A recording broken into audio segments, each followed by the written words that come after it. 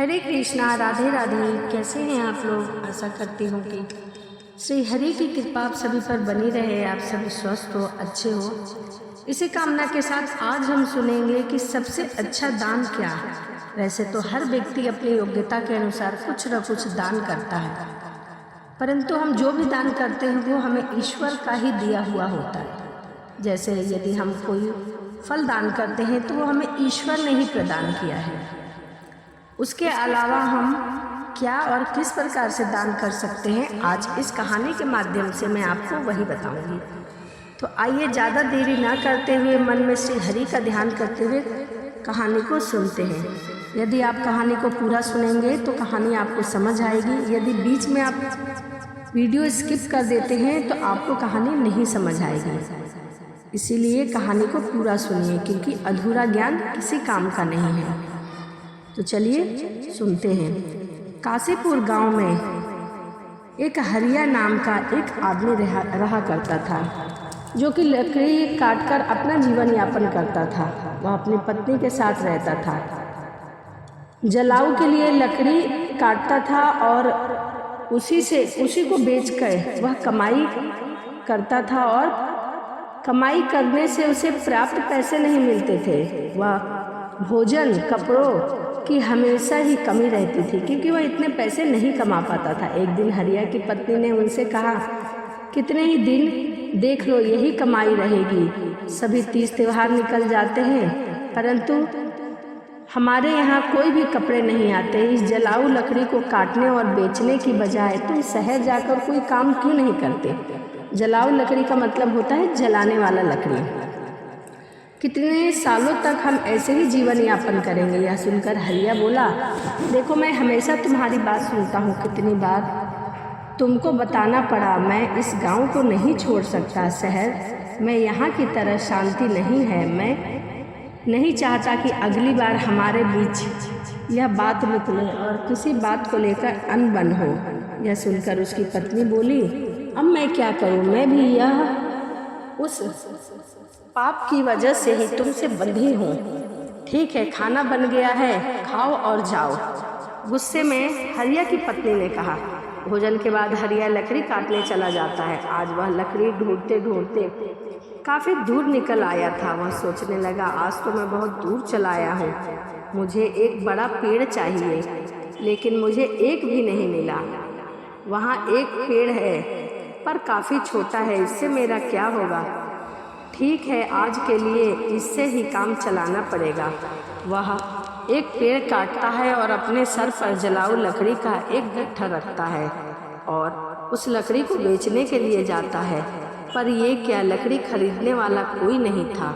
वह सोचने लगा, क्या इन सब लकड़ियों को मुझे घर लेकर जाना पड़ेगा?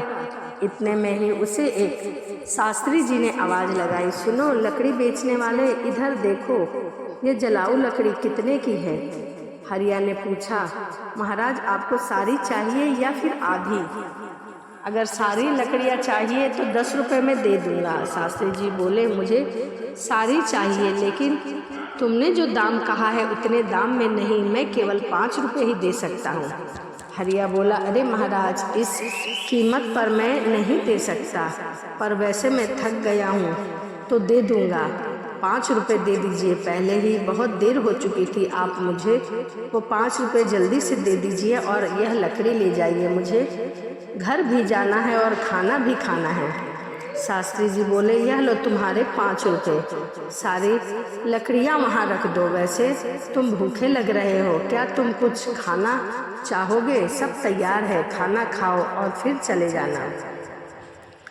तभी हरिया बोला, मुझे बहुत भूख लगी है, लेकिन अगर मैं खाऊंगा तो आपके लिए खाना नहीं बच पाएगा। रहने दीजिए, मैं घर जाकर खाना खाऊंगा।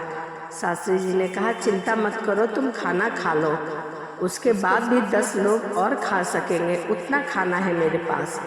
जब भी तुम्हें भूख लगे तुम यहाँ आकर खाना खा सकते हो। हरिया ने आश्चर्यचकित होकर पूछा, क्या आप हमेशा ही सबको ऐसे ही खाना देते हैं? शास्त्री जी ने जवाब दिया, जब तक ईश्वर मुझे शक्ति देता है तब तक मैं यह करता रहता हूँ, आगे फिर भगवान की इच्छा। हरिया बोला, ठीक है, तो मैं आज यही खाना खाकर जाऊँगा। उस हरिया ने शास्त्री जी के घर भर पेट भोजन किया। खाना खाने के बाद हरिया शास्त्री जी से बोला, महाराज आप बहुत अच्छे और उदार दिल के हैं, ऐसा अच्छा काम करने में आपकी मदद करना चाहता हूँ। अब मैं 10 वाली कीमत की लकड़ियाँ आपको 5 रुपये में प्रतिदिन दे के जाऊँगा। ठीक है, तो अब मैं चलता हूँ। शास्त्री जी ने कहा कि ठीक है बेटा, सकुशल जाना। हरिया ने अपनी काटी हुई सारी लकड़ियाँ शास्त्री जी को 5 रुपये में ही दे दी और घर के लिए निकल पड़ा। घर पहुँचते तो पत्नी ने पूछा, क्या हुआ इतनी देर, कहाँ थे, कहाँ रह गए थे, क्या आज तुमको कोई अच्छा सौदा नहीं मिला, लाओ पैसे। यह सुनकर हरिया बोला, देखा जाए तो सौदा अच्छा नहीं था, 5 रुपये मिले हैं, रोज से भी कम, यह लो। पत्नी बोली, क्या सच में मुझे 5 रुपये दे रहे हो? मैंने सोचा था कि जितना तुम रोज दोगे उससे 2 गुना दोगे, लेकिन तुमने मुझे उसका आधा ही दिया। तुम इतने लंबे समय से कहाँ थे, क्या कर रहे थे? तभी हरिया बोला, अरे मैं लकड़ियाँ बेचने निकल गया था, परंतु कोई खरीदने वाला नहीं था, तो मैं हमेशा पास के गांव गंगापुर में शास्त्री नाम के एक ब्राह्मण के घर गया था। वहाँ जो भी जाता है वह उन्हें प्यार से खाना खिलाते हैं। ऐसे लोगों के लिए हमें कुछ न कुछ जरूर करना चाहिए। यह सुन उनकी पत्नी ने बोला, फिर तो वह बहुत पैसे वाले होंगे। नहीं, वो ये कैसे करते हैं, इतने लोगों का खाना देने की वह मदद कैसे करते हैं? तभी हरिया ने बोला कि वह इतने अमीर नहीं है जितना तुम सोच रही हो, बस वह दान की अच्छी भावना रखते हैं। गंगापुर मंदिर के पुजारी हैं, वह अपनी कमाई से ही सबको खाना देते हैं। पत्नी बोली, मैं तो पूछ रही थी तुमने उस ब्राह्मण की कैसे मदद की? हमारी आमदनी बहुत कम है, क्या हम उनकी मदद कर सकते हैं? स्वर्ग जाने के बाद मत सोचो, पहले धरती के बारे में सोचो। हरिया ने बताया, मैंने उस ब्राह्मण से कहा है कि जो लकड़ियाँ मैं रोज लाता हूँ उसे आधी कीमत पर मैं आपको दे दूँगा। कल से कुछ लकड़ियाँ उनके लिए और बाकी लकड़ियाँ बेचने के लिए काटूँगा, इतना ही काफ़ी है।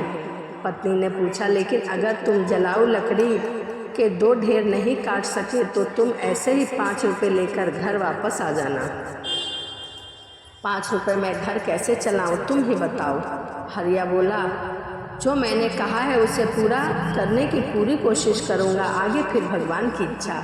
मैंने उन ब्राह्मण के घर खाना खाया है। हरिया हर रोज जंगल से लकड़ियां काटता था और शास्त्री जी के किए वादे के मुताबिक सिर्फ 5 रुपये लेता था। एक दिन शास्त्री जी भोजन करने बैठे ही थे कि बाहर से हरिया ने आवाज़ लगाई, महाराज लकड़ी लाया हूँ, 5 रुपये दे दीजिए, यहाँ आकर अपनी लकड़ियाँ ले लीजिए ताकि मैं चला जाऊँ।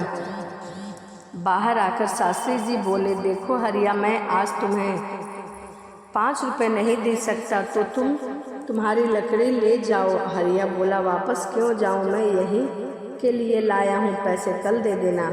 मुझे बहुत भूख लगी है तो कुछ खाना ही खिला दीजिए।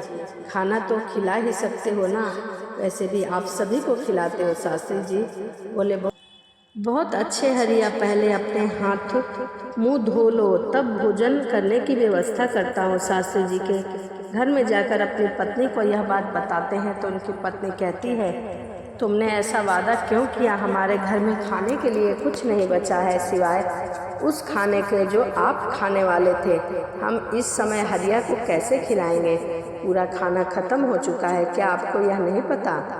शास्त्री जी बोले, अरे इसमें ऐसी भी क्या बात हो गई, यह जो खाना परोसा गया है वह हरिया को दे दो, सोच रहा हूँ कि आज उपवास कर लूँ। यह सुनकर शास्त्री जी की पत्नी बोली, मुझे बताओ कि तुम ऐसा कितनी बार करोगे? जब हमारे पास उतना नहीं है तो यह सब क्यों करते हो? शास्त्री जी बोले, सब भगवान देता है, पहले हरिया को खिला के आओ, फिर जो बचेगा वह मैं बाद में खा लूँगा। एक दिन हमेशा की तरह हरिया लकड़ी काटने जाता है। जंगल के सामने के सारे सूखे पेड़ वह पहले ही काट चुका था और सूखे पेड़ों की तलाश में वह जंगल में घूमता घूमता काफ़ी अंदर चला गया। वह मन में सोचने लगा कि इससे पहले मैं इतने अंदर कभी नहीं आया, मुझे सावधान रहना चाहिए। यहाँ जंगली जानवर भी हो सकते हैं। अगर मुझे कुछ हो गया तो इतने में ही उसे एक सूखा पेड़ नजर आता है। वह सोचता है यह अच्छा लग रहा है, एक शाखा ही काफ़ी है। अगर मैं इसे काटता हूँ तो 3 ढेर जलावना हो जाएगा। यह सोचकर वह उस डाली पर बैठकर उसी डाली को काटने लगा। बहुत बड़ी और सूखी शाखा होने के कारण शाखा टूटकर बगल के पेड़ के नीचे एक टीले पर गिर जाती है। उस टीले के अंदर से एक साधु निकलते हैं और गुस्से में बोलते हैं, मेरी सारी तपस्या तुमने भंग कर दी है।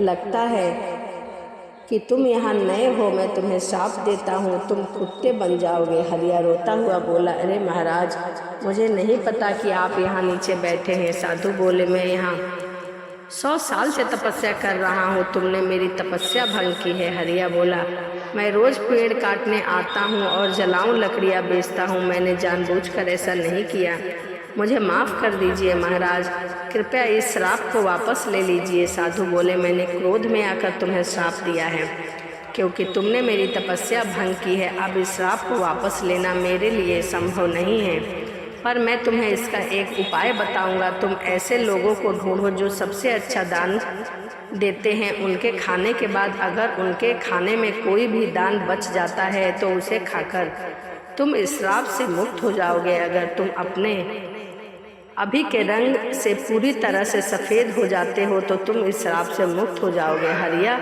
बोला, प्रभु, मैं अपनी पत्नी को जलाऊ लकड़ी को काटने से मिलने वाले पैसे से ही सहायता करता हूँ। अब मैं कुत्ता बन गया हूँ तो मेरी पत्नी का क्या होगा महाराज? साधु बोले, तुम्हें चिंता करने की कोई ज़रूरत नहीं है, तुम्हारी पत्नी को कोई भी कमी नहीं होगी, भगवान उसकी व्यवस्था स्वयं करेगा। जब श्राप टूटेगा तो तुम अपने कष्टों से मुक्त हो जाओगे और धन ध्यान से सुखी होकर जीवन व्यतीत करोगे। हरिया कुत्ते में बदल जाता है और श्राप से छुटकारा पाने के लिए यात्रा शुरू करता है। वह सोचने लगता है, मुझे सबसे अच्छा दान देने वाला कहाँ मिलेगा, मेरी कुछ भी समझ में नहीं आ रहा है। हाँ, शास्त्री जी हैं जो बड़े ही उद्धार दिल वाले आदमी हैं। अपने पहले प्रयास के लिए मैं शास्त्री जी के पास जाता हूँ। हरिया कुत्ते के रूप में शास्त्री जी के घर जाता है। वहाँ शास्त्री जी खाना खाने बैठे थे और भगवान को धन्यवाद कर रहे थे। सच में मैं बहुत संतुष्ट हूँ, भगवान ने मुझे उन सभी को खाना खिलाने की शक्ति दी जो आज यहाँ आए। शास्त्री जी ने खाना खा लेने के बाद उसकी पत्नी ने बाकी खाना बाहर फेंक दिया। हरिया कुत्ते के रूप में वहाँ आया और शास्त्री जी के बचे हुए खाने को खाने लगा। खाना खाते ही उसका आधा शरीर तुरंत सफ़ेद हो गया। वह सोचने लगा, मुझे लगा ही था कि शास्त्री जी बहुत ही उद्धार व्यक्ति है, मुझे तुरंत ही आधे श्राप से मुक्ति मिल गई, लेकिन पूरी तरह श्राप मुक्त होने के लिए किसी दूसरे आदमी को ढूंढना होगा, कोई आसपास ही मिल जाए, मुझे श्राप से मुक्ति मिल सकती है। अगर दिए हुए श्राप से मुझे मुक्ति मिल जाए तो मैं धन धान और सुख के साथ रहूँगा। मैं चाहता हूँ कि कितने भी साल लकड़ियाँ काट लूँ, कभी इतना नहीं कर पाऊँगा। यह तो मेरे साथ अच्छा ही हुआ, मुझे श्राप देने के लिए बहुत बहुत धन्यवाद महाराज। ऐसा कहा हरिया दूसरे आदमी की खोज में निकल जाता है। एक दिन संतोष नाम का एक आदमी गौ दान कर रहा था। वह वहाँ से दान लेने वाला सुरेश गाय को लेकर संतोष के बारे में सोचता है, कितना पवित्र आदमी है और ऐसे वह मेरे साथ ही नहीं, वो कई लोगों के साथ ऐसा कर रहा है, ऐसे लोगों का आशीर्वाद मिलना चाहिए। यह देखकर हरिया सोचता है कि वाह वाह, आज मुझे श्राप से मुक्ति मिल जाएगी। यह आदमी शास्त्री जी के समान ही है जो सबसे अच्छा दान करता है। रुक कर देखता हूँ कि वो कब खाना खाता है। संतोष ने खाना खाया और पत्तल को बाहर फेंक दिया। हरिया तुरंत जाकर उस पत्तल का बचा हुआ खाना खा लेता है, लेकिन वह वैसा का वैसा ही रहता है। वह सोचने लगता है, संतोष तो इतना बड़ा दानी है, फिर मेरा रंग क्यों नहीं बदला, मुझे कुछ समझ नहीं आ रहा है। वह वापस आकर शास्त्री जी के घर के बाहर बैठ गया। वहाँ बैठे हुए वो देखता है 2 लोग आपस में संतोष के बारे में बात कर रहे होते हैं। उनमें से एक बोला, संतोष हमेशा गांव के बाहर वालों को बुलाकर ही दान देता है, अगर तुम सच जानोगे तो चौंक जाओगे। उसकी सारी गाय 2 महीने से ज़्यादा दूध नहीं देती। उसे इस बात का पहले ही पता होता है और फिर उन्हें बैठाकर खिलाना पड़ता है, इसीलिए दान देता है। वह कभी दूध देने वाली अच्छी गाय को दान नहीं देता है, उसे पाप लगेगा। हमारे राजा की तरह कोई भी दान नहीं कर सकता, वो तो एक महान दानी है। 1 हफ्ते से खाना बांट रहे हैं और कल आखिरी दिन है अन्नदान का। इसी के साथ वस्त्र भी दे रहे हैं। वो वहाँ सबके साथ अच्छा व्यवहार करते हैं, कभी उनके जैसा धर्मी नहीं देखा।